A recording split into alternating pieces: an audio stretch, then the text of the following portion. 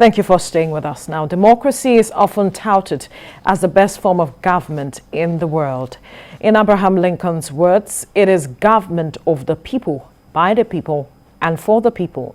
At the heart of democracy is the concept of the masses choosing a government through regular, free and fair elections. The International Day of Democracy is celebrated around the world on the 15th of September each year. It was established through a resolution passed by the UN General Assembly in 2007, encouraging governments to strengthen and consolidate democracy. Nigeria returned to democratic rule in 1999 after years of military incursions, and on June the 12th this year, the country celebrated 22 years of uninterrupted democracy. The question now is what the country has to show for it. How has 22 years of democratic rule benefited Nigerians? With me in the studio to discuss more on this is politician and public affairs analyst Ibrahim Osinowo. Good morning. Good morning. Thank you for having me. And joining us via Zoom is lawyer and political analyst Justice Uwegbu. Justice, good morning. Thank you for joining us. All right, I hear Justice will join us as we get along, but let's begin with you, Ibrahim. Before we look at Nigeria's position in terms of democracy, how far we have come, 22 years, let's look at the incidents this year that we have seen that has challenged democracy, especially in Africa and across the world. We had the coup in Mali, in Guinea, and then we saw what happened in Afghanistan as well. What does this really say of democracy, like we have pointed out earlier, saying that it has often been touted as the best form of government? Has it, several things have tested democracy in different ways. Has it really stood the test of time? Has it really proven that it is the best form of democracy? Yeah, thank you for having me once again. I think, like you rightly said, then Adam Shakespeare said, the worst democratic setting is the best military governance. In the last 22 years in Nigeria, I can tell you for free that, of course, we've done fantastically well, and I can give kudos to our military, despite the fact that there's a lot of pressure from within and outside. Nigeria has, of course, stood out in other African as a leading giant in other African in terms of democratic dispensation. Haven't I said that? I'm not going to say we still have some deficiencies, because, of course, the aim and objective of the UN resolution in 2007 is to ensure that all countries of the world are practicing democracy, and the rule of law must be sacrosanct. It must be an ingredient of that. In Nigeria, of course, we still have some exception in terms of rule of law, challenges, following the court order, extrajudicial killings and the rest of them. In Africa, generally, of course, we have, recently in Guinea, you have a colonel taking over a government. Of course, you can see ECOWAS, they've released a statement that they are giving him couple of time of this is duration that he needs to bring out a plan how to transit back into the democracy to follow the constitutional guidelines. Of course, other African nations, but it's very hard for you to see this in the West, particularly in Europe, in America, or in Canada. You don't see all of this. But in Africa, based on our developing tendencies, we still believe that military rule is still the best option. Look at Guinea, for instance. Citizens are jubilating for the military for taking over and suspending the constitutional order. A legitimate elected president, suspending him and taking charge. So, of course, this day is not for the Guineans, because presently they are having what we call, the military junta in charge of the civil rule. So, we call the Guinean leader, the coup leader, to come out with a blueprint to ensure that, a lot of things are in place for the ordinary Guineans. A lot of, of course, right now, the judiciary is suspended, the parliamentary is suspended, there's nothing that can go. Most of the foreign companies in Guinea, of course, have to suspend their operation. But do you think if democracy was practiced in its form as democracy, that there would have been a coup? Of course, because, I will give it back. I won't give it to our, civil leaders, the politicians who believes that they can front or violate the constitution arbitrarily. It happens across Africa, particularly where you believe that the judiciary and the legislative arm is not important. And virtually these are the things that leads to military intervention. When you believe that you are not going to wait for court order to implement certain policy, or you can spend the state resources without appropriation. These are the ingredients that ignite the involvement of the military. Haven't I said that we're not going to support the military intervention because it is the worst? Of course, in Nigeria, I could remember the Abacha day. Most of the students, we that were even the Babangida junta, when we are in school, most of us are incarcerated because just to voice out your displeasure about one thing or the other. So UN believes that the best form of government at any particular time is still the democratic rule. So we urge the Guineans and other African countries who are engaged in coup d'etat should, emulate Nigeria and other African countries like Kenya who are practicing, even in Ghana. In Nigeria, for instance, you can imagine a sitting president was defeated and he handed over power. Even in Ghana, it happens. So we employ all the African countries to emulate this day and go back and reach the convention in 2007. The ingredients of civil rule and the democratic setting needs to be, embraced by all African, countries. All right, let's get to Justice Uwegbu, who I hear is available to us now. Justice, thank you for joining us. And we have been looking at democracy on the African scale. And so I want us to narrow it down to Nigeria now. 22 years of democracy.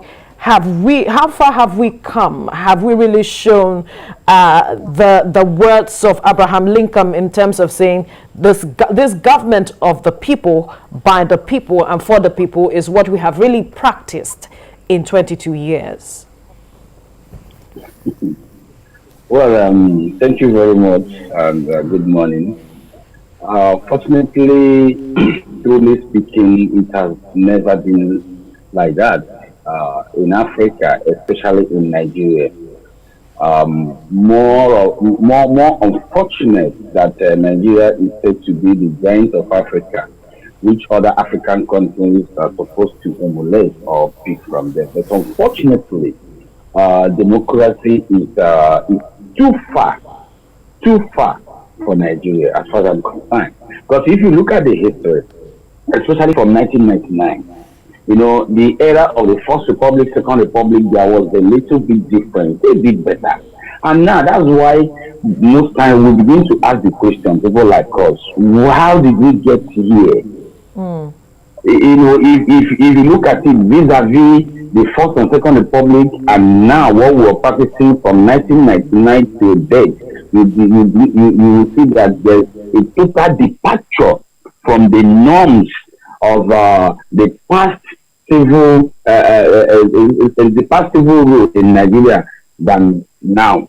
Now you will now see that from 1999 till date, we have not gotten it right at all. Because if you even look at the Amnesty International recommendations and all the way, you will see that Nigeria has performed woefully in terms of democracy. Like you said, Abraham Lincoln said, it's government of people, by the people, and for the people. But here in Nigeria, we all know that is not true. Rather here, it is a government of the few minority. That is what we have been practicing here. In fact, let me tell you the truth. Especially, let me also make this remark. Especially since 2015, it has been a total mess of our democracy. And as far as I'm concerned, I do not see us practice democracy in this dispensation. Rather, what I see us do is what I call quasi-democracy. So let nobody deceive us. Let nobody tell us one thing or the other. We are just practicing democracy, let me say, in theory, but not in practice. But what do you expect? What do you expect? We have a past military general as a president. So what do you expect? Obasanjo was even a little bit different. But you cannot see the difference. When Obasanjo was the president, the civilian president, you cannot see the difference between Obasanjo the current president now, and also President Goodluck Jonathan, who never had a background of the military. So the implication of that is that the military will always be, a military man will always be a military man. Let us not pretend about it. So we made a mistake entirely by allowing somebody who has a military background to govern us, right from the time of Obasanjo till this period we are now. So let us not deceive ourselves. We brought this calamity or this problem upon ourselves. As far as I'm concerned, Nigeria is not practicing democracy. Let's bring the conversation to the studio. I'm not certain you can hear me, but there are some things he said that I want you to react to, Ibrahim. He said we're not practicing democracy and that unfortunately we haven't gotten it right. You are in the system as a politician. Talk to us. Why is it difficult, or what are the challenges that are stopping those who are saddled with that responsibility from ensuring that we practice what is right, what we say we have in the country? I will speak as a Nigerian, not as member of any political party at this point in time. Why? Because, of course, I'm a Nigerian first. Definitely. Before being any... So you answer both ways. So I will answer. I'm going to differ from what you said because we have to be patriotic.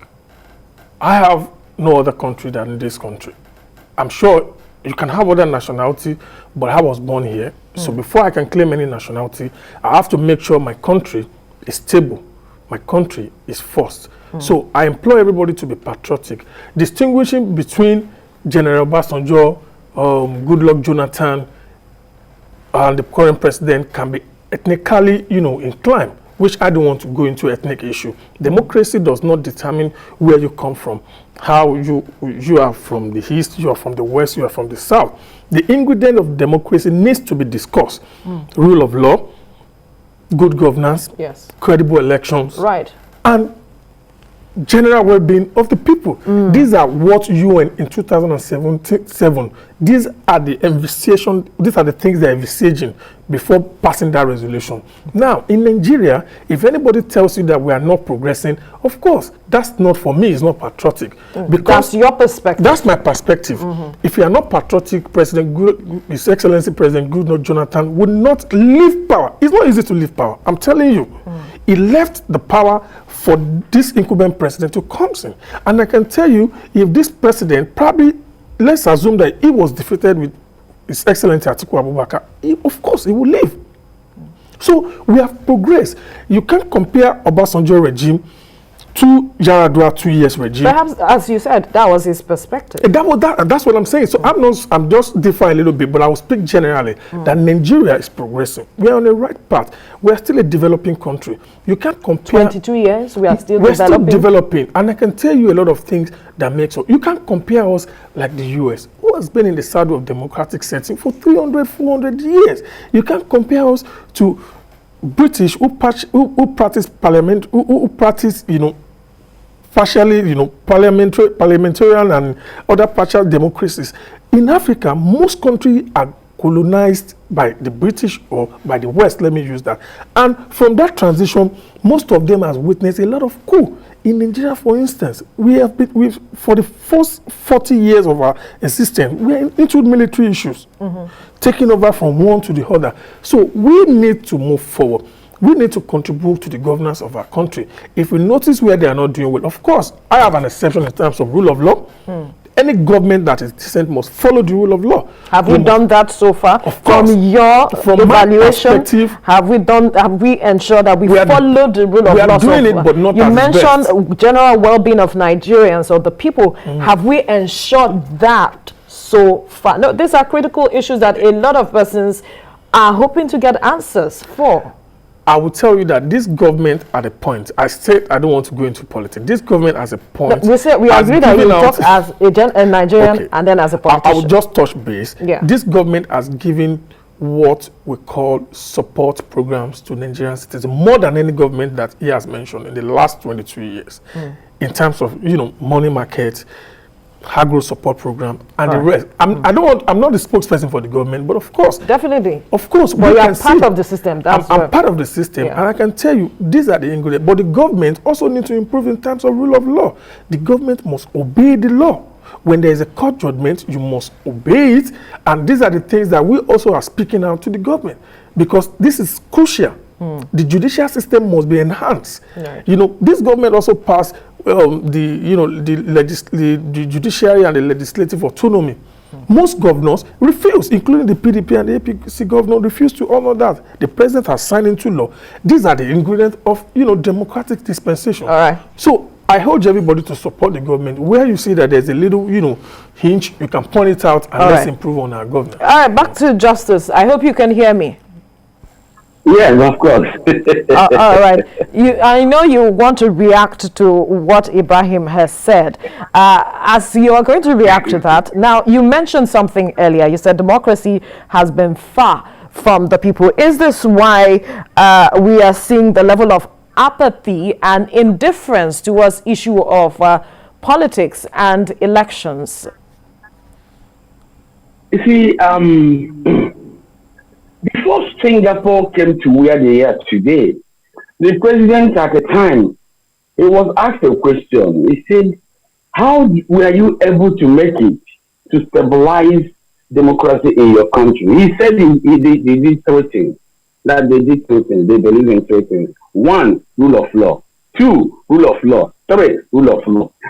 Fortunately or unfortunately, many people talk about rule of law, but they don't know the meaning of rule of law. Then that is the truth. You see, if we continue the way we are going, most time people say we're not being patriotic, Let's call it spade a spade. Forget about political affiliation. Forget about political party you belong. After all, I belong to a political party. But would that make me not to be realistic and defend the masses? We must tell ourselves the truth in this country today. Rule of law is nowhere in this country. The government as it is today, the only name they know is impunity. See, is it coming to mention what the government has done, what this has done, how has it benefited the people? That is not even the issue. The issue here is this. The rule of law as it is today, which is the bedrock of democracy, are we actually following it? And the answer is no. Everybody knows that the answer is no. Let us stop playing to the gallery. If we are following rule of law, simple, simplicity the way it should be, by now we will not be talking about insecurity everywhere. By now we will not be talking about hunger. By now we will not be talking about killing. By now we will not be talking about high cost of everything and all the rest in the system. As I speak to you today, the only people that seems to be getting what they are eating in this country today are the politicians. So what are we saying? Why can't we be realistic for once so that this country can change? Nigeria belongs to all of us, like we rightly said, and we must put hands together to make sure that we get it right. The vote of what you believe, the vote of where you're coming from, the vote of your political party or political affiliation or your sentiment for any reason. The truth is this. Look at it as it says of the Federation today. Now ask yourself a question. Has the rule of law been playing a role in Nigeria? The answer is no. And let me tell you the truth. It's not as if that it started today. The impunity of the executive did not start today, but it is worse in this administration. Let's call a spade and tell ourselves the truth so that this thing can change. If me, justice tomorrow, becomes the president of this country or a governor of my state, and God forbid, and won't decide me that I will not follow the rule of law. What are we saying? Rule of law connotes so many things. When you talk about rule of law, what are you even talking about? Equality before the law. Today, can we say that every citizen of this country is equal before the law? The answer is no. Go to our prisons, visit ourselves in various police stations. Look at how innocent citizens are being incarcerated and all the rest on daily basis. If you talk, you'll be arrested. If you do anything, you'll be arrested. Today, it is a taboo to be an opposition person or be in an opposition party. Forgetting that is the beauty of democracy. That there is no country in the world without a viable opposition that can move forward. What are we saying? We should tell ourselves the truth at this point in time because we are all involved. Ojuku wrote a book because I'm involved. This is a time every Nigerian should wake up and know that directly or indirectly we are all involved. I don't think there is anybody in this country today that the bad governance in the country is not affected. Because once there is disobedience or non-adherence to the rule of law, the answer is bad governance. And that is what we are getting today. Across the system of the federation, it's not only that is in the federal government, but across the system of the federation. Let us ask ourselves a question. Even my friend that is talking today in the studio, can he close his eyes and travel by road to his village today? The answer is no. So why can't we come together? The Bible says, come, let us do what? Reason together. Why can't we come together? And that is what we are trying to do here on the set now. Trying to reason together. Now that we have you both have agreed that rule of law is a major issue. Okay, you want to quickly say something? We must blame the people that need to be blamed. And not always shouting praises. That is the problem we have in this country. Who knows who will be president tomorrow? Who knows who will be governor tomorrow? All right, Justice. Justice, I need to bring the conversation to the studio because we are running out of time. I know Justice has so much he has to say. Rule of law, like you have pointed out, is a major challenge that has to be addressed if we must move forward as a democracy. Now, how much more, what more, if we are building on the rule of law, can we include to ensure that our democracy moves from being nascent, as it is often been described, to what it should be? Because there's so much that we can achieve with our democracy. Let me quickly clear one or two things with him. Quickly, because we have little time. You know, the governance structure is not about the president. The governance structure is not about the government. And when people, you know, let me tell you, the best job for you to do is to govern people. Right. That's the craziest job you want to do. Even in your private company, if you have more than 100 staff, I don't know if you can imagine the kind of pressure. That is why you give people responsibilities. Now, that's what I'm saying. And they should deliver on that responsibility. I expect him to channel some of these blames to our elite, from the president, governor, National Assembly member, to the local government administration. All right. All this needs to be weighed. You know, president is just one person at the center. That you have established. For want of time, I need you to quickly answer the question I have asked, because we need to wrap up as soon as possible. After the rule of law, how do we build our democracy? What more should we address such that we can move our democracy from being nascent to what it should be? There's so much we can benefit from democracy in this country. I understand. If you, of course, you are part of my history in this particular, you know, studio. Yeah. Constitutional review and modern democratic setting needs to be, you know, revalidated. We need to revisit our constitution to ensure that democratic dispensation and the new development in terms of human emancipation is involved. Most countries upgrade their constitution to meet the present reality.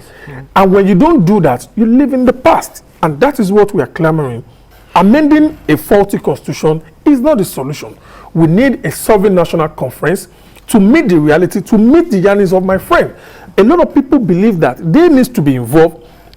You can imagine what is going on VAT. We have envisaged what is going to happen on VAT 5 years ago. So we need to upgrade our system. We need to get involved in governance process. Our constitution needs to meet the present reality, and that will settle it all. All right. Justice, quickly, your final word on this. Aside the rule of law, which has to be addressed, he has talked about constitution review. Your final word, Justice, your final word. I will say my final word is this. We must, as a matter of fact and a matter of urgency, have what I call sincerity of purpose. Because if we don't have sincerity of purpose, even if you bring the best constitution in the world, the people will still not adhere to it. Our problem is impunity. We must change our psyche. The politicians must change their psyche. Simple as that.